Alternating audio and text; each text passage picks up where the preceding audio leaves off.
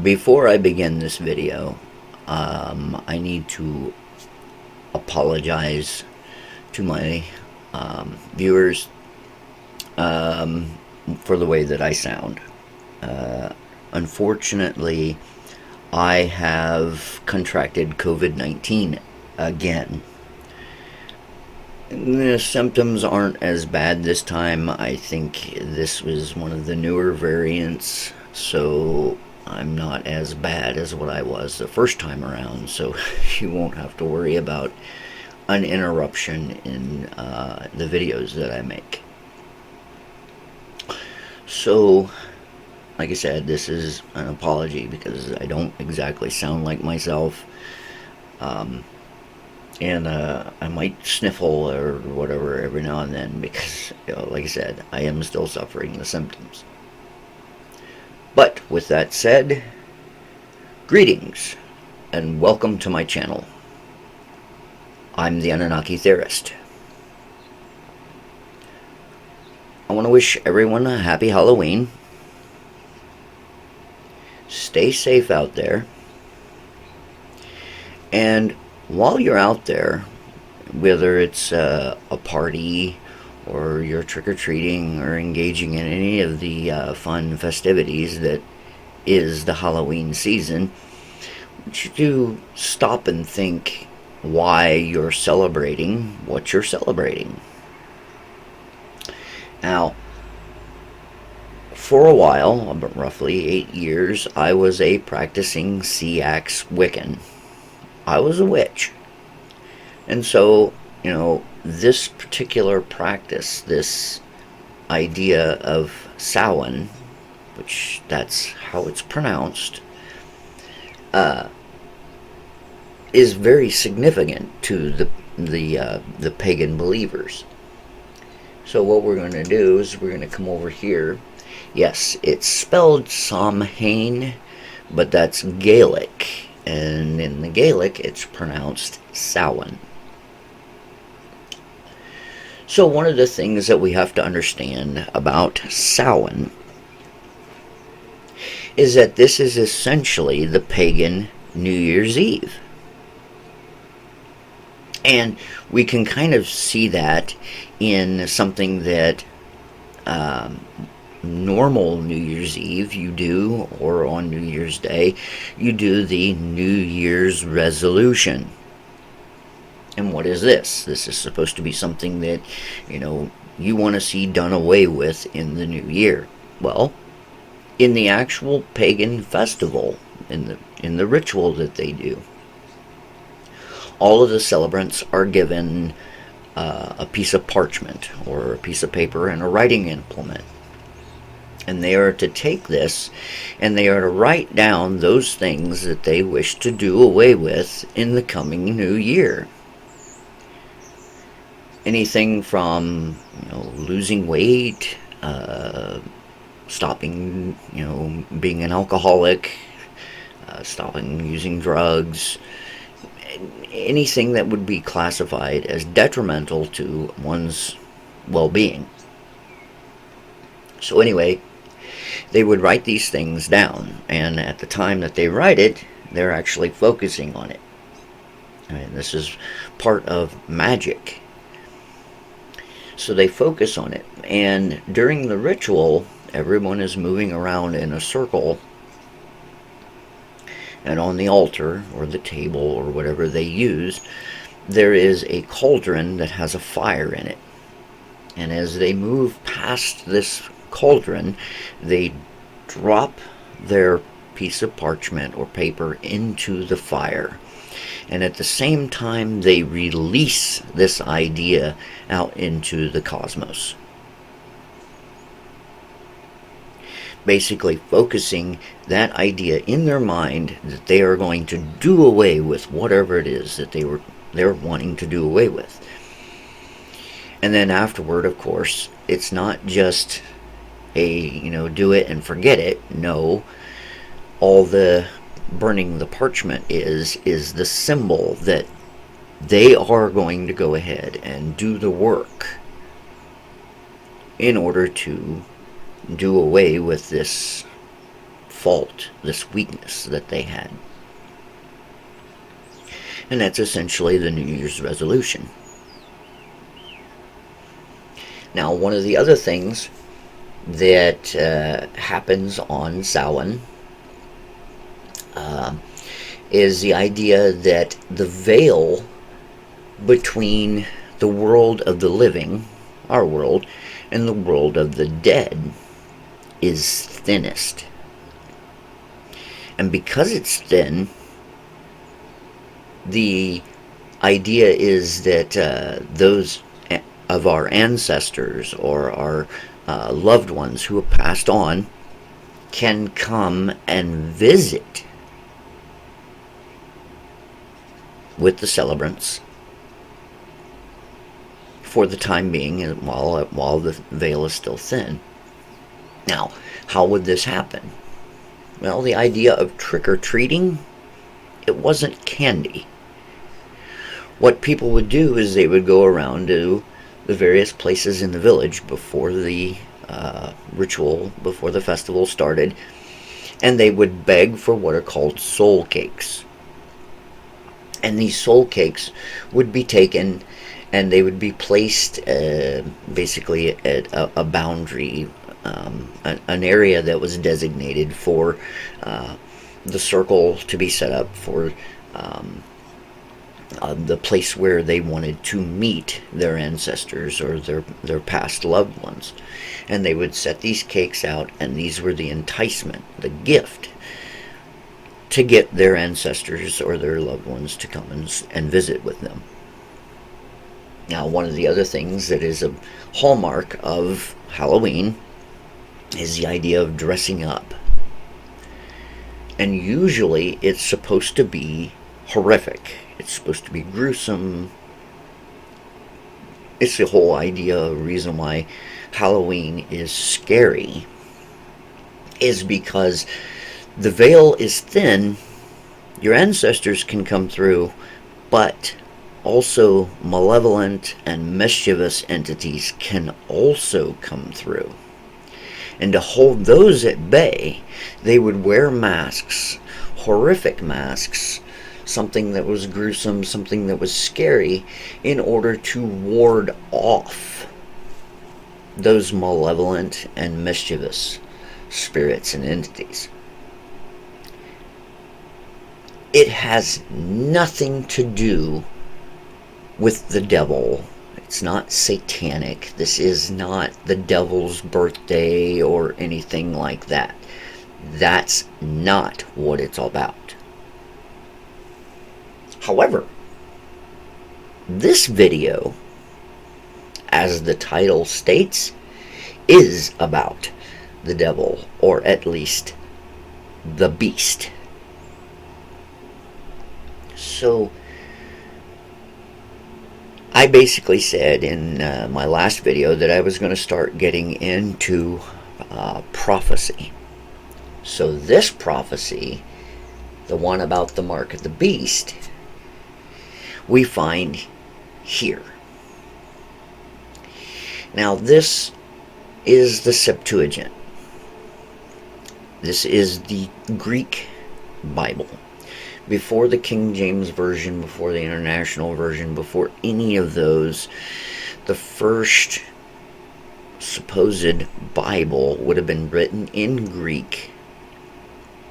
And so this is the closest that we have to what the original writings would have been.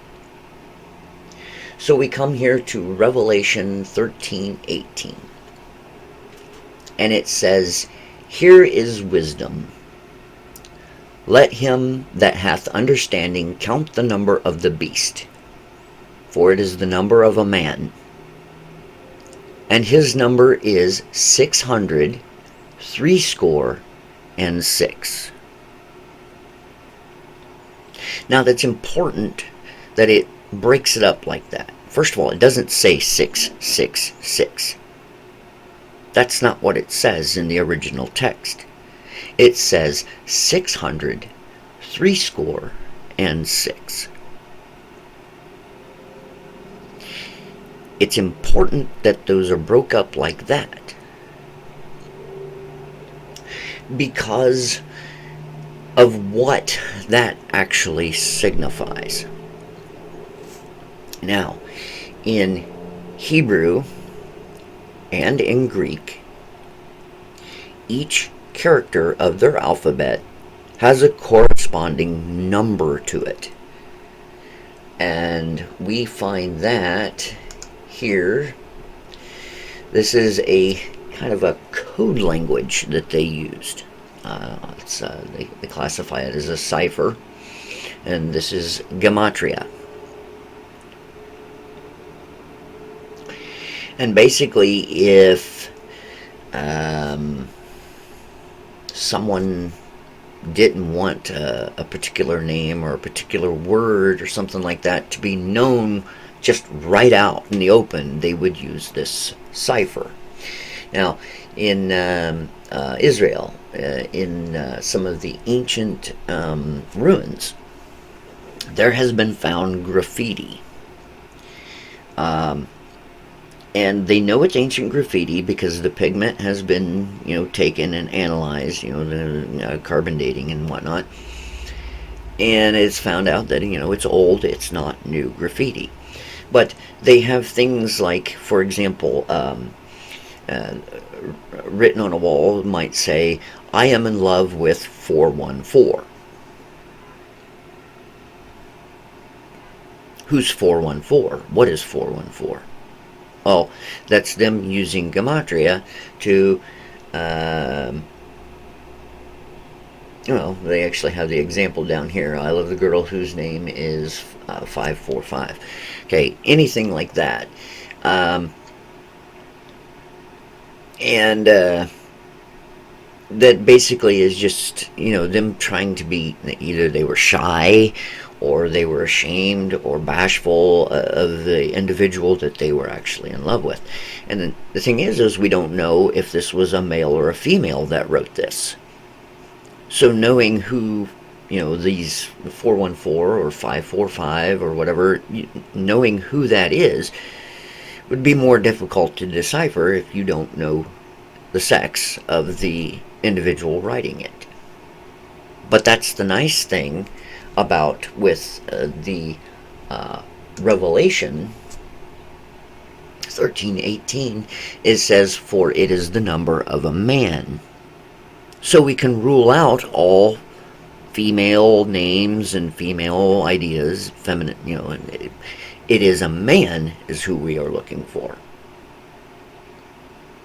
Now, again, this would be something that they would use as a code, because by them coming right out and saying the name, somebody could have gotten into some serious trouble. And the reason why that is, well, the biblical scholars, they think they have cracked what the 666 or the 600 threescore and six actually means. And for that, we will come over here. Now, I'm not going to play the video. This is National Geographic, copyrights and things like that. So the link will be in the description for you to go and watch. It's only like 3 minutes and 38 seconds long or something like that. But this comes from a series that Morgan Freeman did called The Story of God. And it's a good series. If you haven't seen it, I encourage you to go watch it, because it is a really good series. But this is a clip from one of the episodes where he goes and talks with a biblical scholar, and they inform us that 666, first of all, that actually does equate to the word beast in Hebrew. But we're looking for the name of a man. And so the name of the man that they think that 666 means is Kaiser or Caesar Nero.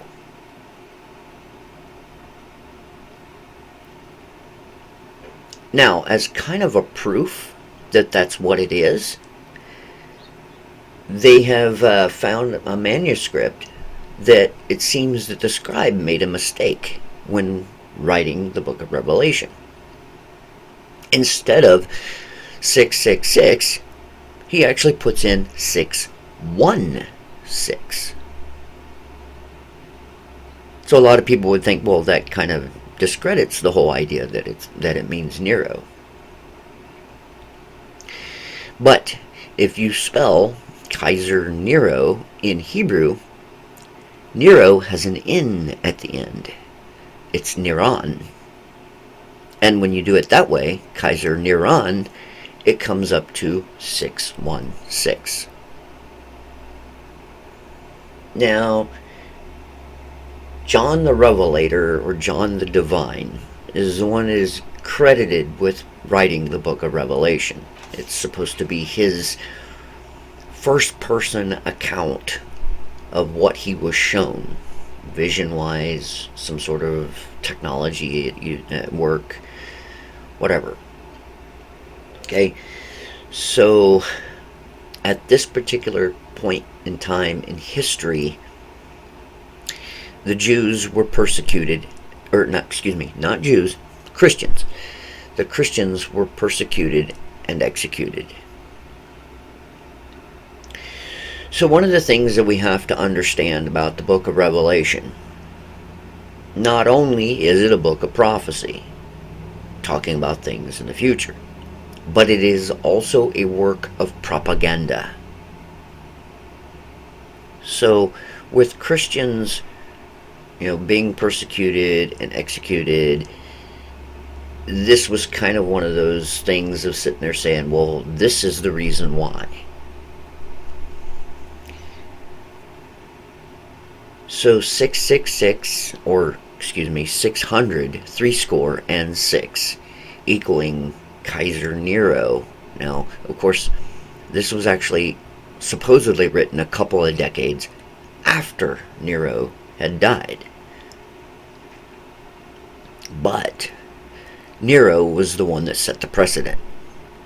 Nero was the one that created all the protocols necessary to deal with the Christians. So he would still be considered the beast. Now, one of the things that we see in the book of Revelation is that you have the number, you have the name of the beast, and then you also have the mark. Okay, so what is the mark? The mark is said that, you can't buy or sell without the mark. Well, the original mark was probably this. These are Roman coins. And if we notice on these, that you are seeing the head of Nero, and also his name, saying that he's a Caesar. This was probably the original mark. Now, there's one thing that we have to look at, because the mark, okay, that's where it says, and no man might buy or sell save that he had the mark, or the name of the beast, or the number of his name. But one of the things it says that these individuals to receive a mark in their right hand or in their foreheads. Now, I'm not going to open it up. It's quite long, but I do encourage you to look up right and of hand, and what it actually means, and then of course of forehead.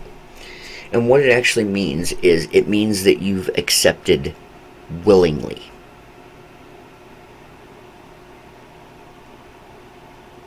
That's what that means. The idea of receiving it on your right hand or your dexter hand. Because dexter hand is the good hand.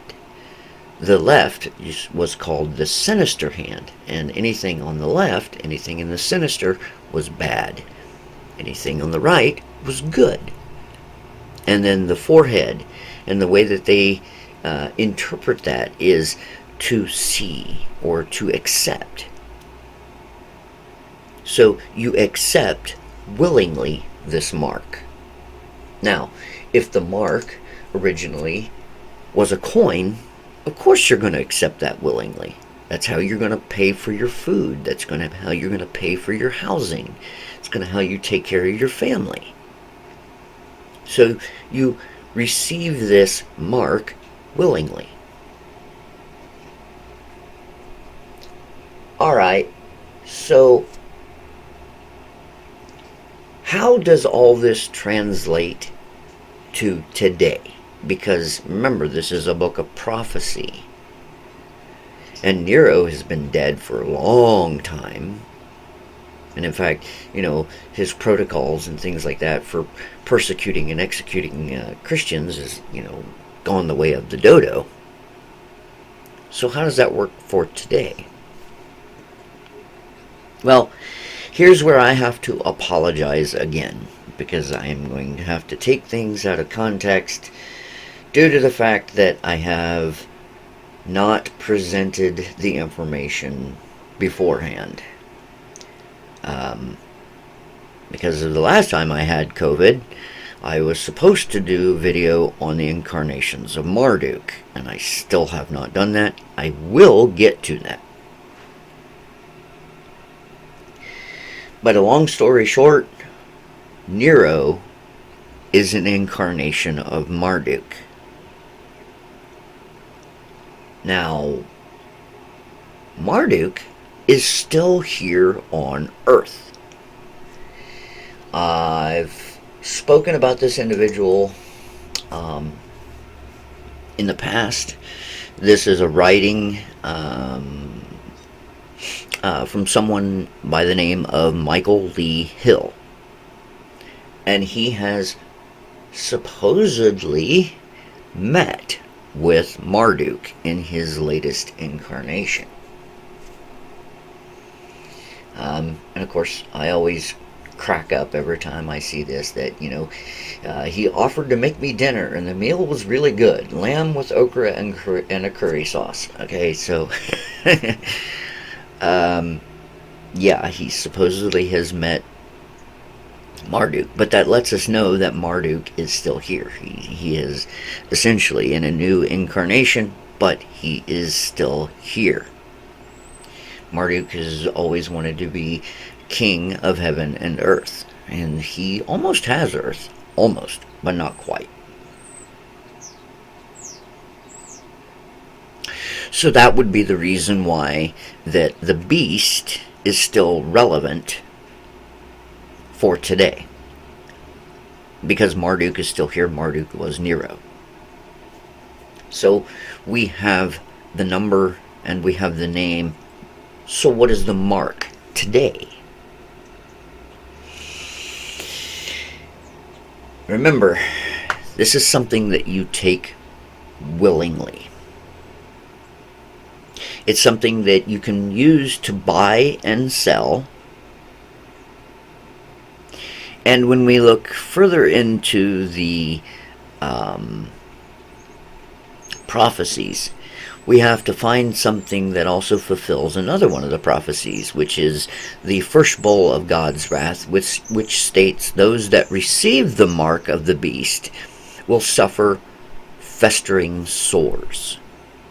Okay, so what is it that could that you could take willingly that could potentially cause some sort of sore or illness? Now, there's been a lot of individuals that I've seen online on YouTube that have tried to show that this particular thing is not the mark of the beast. A lot of people think that the mark of the beast will be a chip that will be embedded on the back of the hand. This is usually known as an RFID chip. There are some companies, and I think some of them are Scandinavian, that offer their employees to get something embedded in the back of their hand that will allow them to, well, it acts as a key card, allows them to gain access to their company, allows them to punch in and punch out at the time clock, keeps track of their paycheck, things like this. So there's a lot of people that think that it's going to be some kind of a chip like that is what the mark will actually be. Well, I'm going to tell you that the way that I believe, and because of the way everything sounds like it is, you've already accepted the mark. I've already accepted the mark. We've done so willingly. And in fact, for some of you, you actually feel as if you can't live without it. You might actually be holding it right now. Yes, my friends, the mark of the beast is your cell phone. Now, I know a lot of people are going to be like, "Oh, no, that can't happen." There's no RFID chip. Blah blah blah. There's nothing. Actually, there is. You do have an RFID chip in your phone. Oh, I turn off my tracking. Sure, you can turn off your tracking. That means they can't pinpoint you. But guess what? They can still triangulate your position. You know why? Because your phone constantly pings a cell phone tower. And if you're on the move, it'll ping several cell phone towers. And if you turn that off, which I don't think there's any way that you can, then your phone won't work. It won't communicate. That particular function has to stay on. It has to be able to ping a cell phone tower. So yes, they can still track you, even if your tracking is turned off. It just means they can't pinpoint you. But it is still an RFID chip in your cell phone. You can buy and sell with your cell phone. Ever ordered pizza online using your cell phone? Hey, I need a pizza. And your credit card information can be stored in there. Ordering off of Amazon, eBay, Etsy, anything like that. You can still buy and sell with your cell phone. And then there's the idea of the first bowl of God's wrath. And for that, we're going to come over here. This is the American Cancer Society, folks. Now, with this particular report, it does state that they do not have enough data to conclude that RF frequency radiation causes cancer. But it is still a concern. Okay, so it goes in and tells you we're exposed to radiation all the time. Every time you step out the door, you are exposed to radiation. Whether it's radio frequency radiation, whether it's ultraviolet radiation, any number of radioactive sources are out there. But they're diffuse. They're sporadic. They're not focused. It's just all out there. It's the reason why, when it comes to like ultraviolet radiation, you have to spend large amounts of time lying directly in the sun before it'll actually start doing anything. And by doing anything, I'm talking, activating the melanin in the skin in order to turn your skin color brown, or gold, or even red.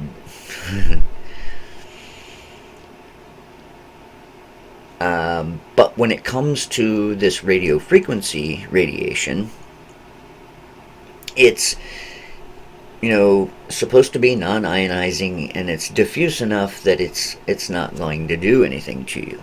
However, your cell phone is a receiver, and that means a focusing point.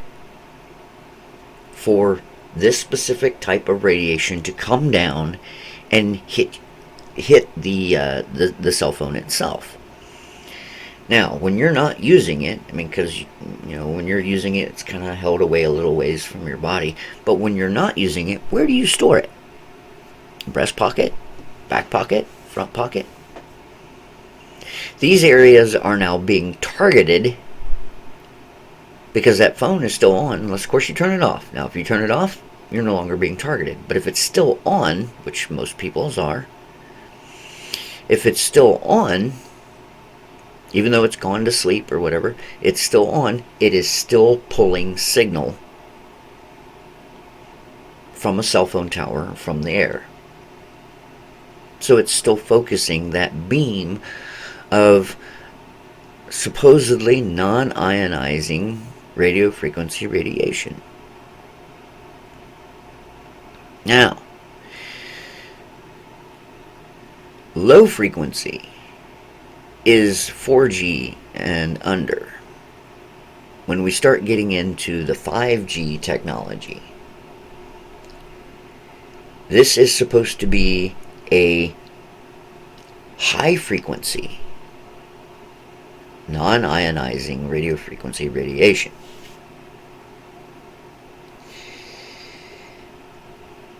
Okay, so there's a lot of concern because it is a high frequency that, yes, the low frequency doesn't really do anything, but the high frequency might. Now, of course, we're getting into the study here. Does it cause cancer? And they've done the lab studies.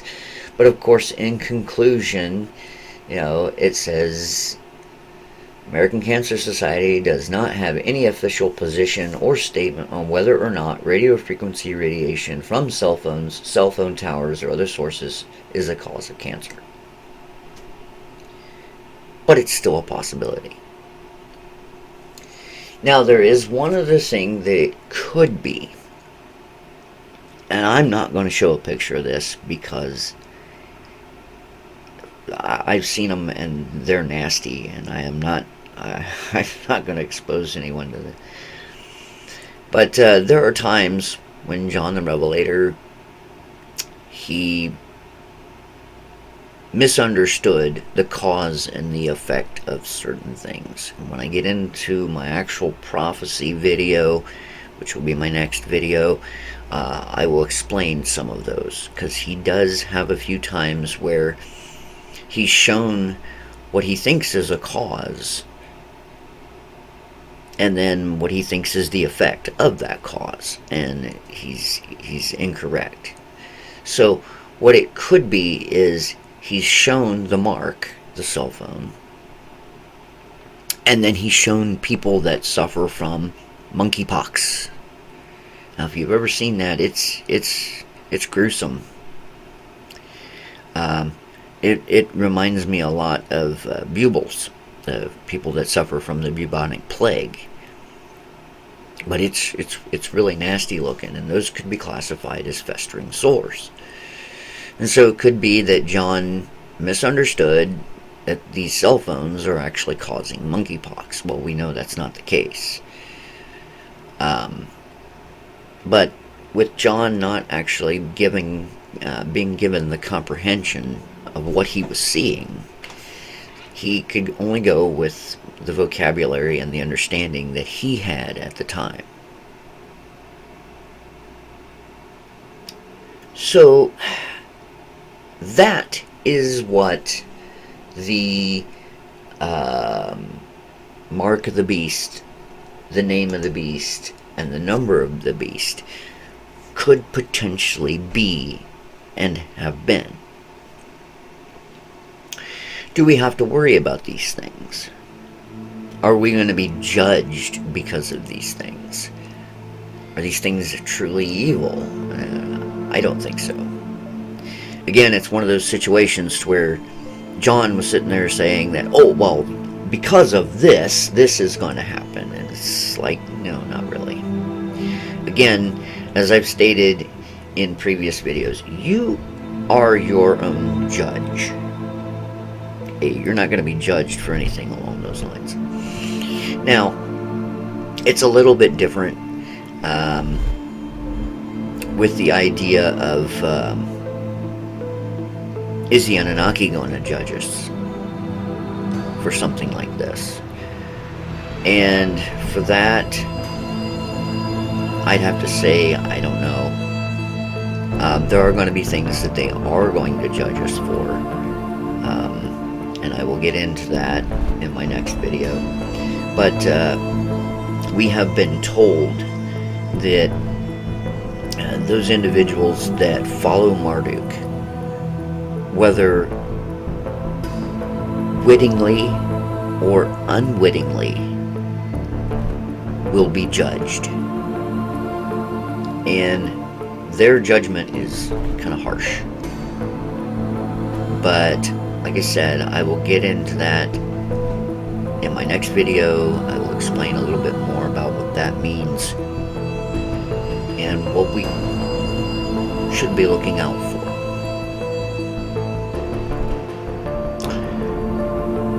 But that's the mark of the beast. I hope I was informative. I hope I have reduced the stigma on this particular number, this idea. I'm the Anunnaki Theorist. Enjoy.